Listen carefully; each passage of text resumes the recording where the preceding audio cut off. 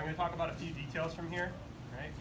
Everybody understands the concept of base and posture by now, or else you probably wouldn't be in this class, right? You would be in the level 1 E or no E class, right? We talk a lot about base and posture. Nevertheless, I'm going to spend a little bit of time talking about some details that will really help you guys that I didn't personally hear until I was a brown or black belt, all right? So I'm hoping to give you guys a little bit of a shortcut, okay? Whether that actually works or not, I don't know. We'll see. When I'm making my posture here initially, my base is wide, my knees are wide. I don't want to have my knees too close together here. Obviously, I'm not very stable from side to side. But I need to be stable not just from side to side, I need to be stable back and forward as well, right? If Sam sits up here, he can bump me back pretty easily. I'm already off balance. If I put my hand on the mat, I know that's a no-no, I'm already in a bad situation. So I need to avoid that happening in the first place.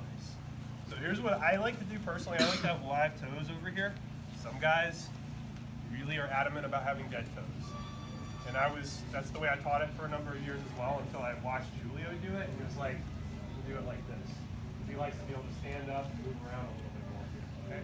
So for me, whichever one feels more comfortable is okay, guys. Just realize there are pros and cons to each one. The pros of this is I can move really quickly, and also I'm much, much taller, much harder for me to get a hand in the collar initially and things like that, versus here, you guys can already see I'm starting to creep down a little bit, okay?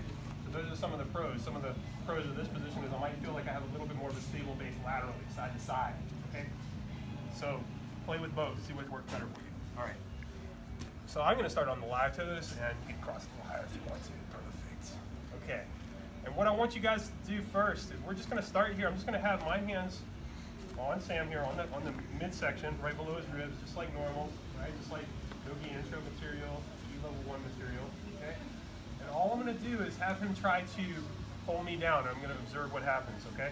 Pulls me down, I go here, right? No good. Instead of climbing back up, I'm going to stop it before it happens. How am I going to do that? Okay. My hands are not here to stop me from falling down. My hands are here to stop him from sitting up. Make sense, everybody? You might not have heard that before, right?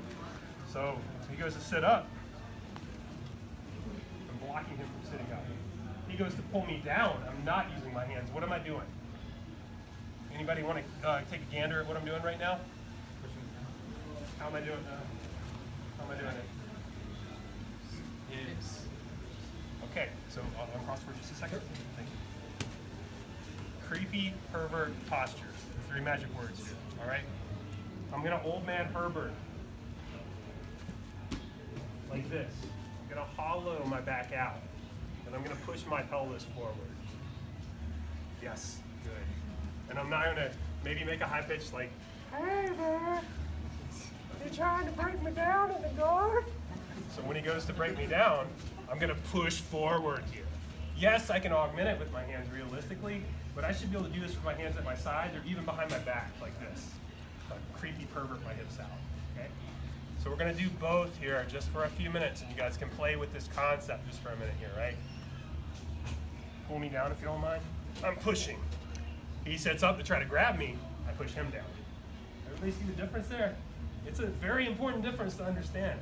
I'm gonna hollow out my hips, right? And the way I've heard this described is if I'm sitting on the edge of a cliff, I'm gonna push my hips forward so I don't fall, right? Like a cat going into a bathtub or something, right? So pull me down, move, okay, sit up. Combining those two things in a very, very simple, and very conceptual kind of a drill here, guys. Does that make sense? All right, so here's what I want, right? Thanks, Sam. One person on the bottom, one person on top. We're gonna go 2 minutes, and then we're gonna switch. Different than the drill you guys do in the gi intro. I'm very familiar with that drill, right? Because we're gonna pervert hips, right? And then we're gonna fight with the hands if the person tries to climb up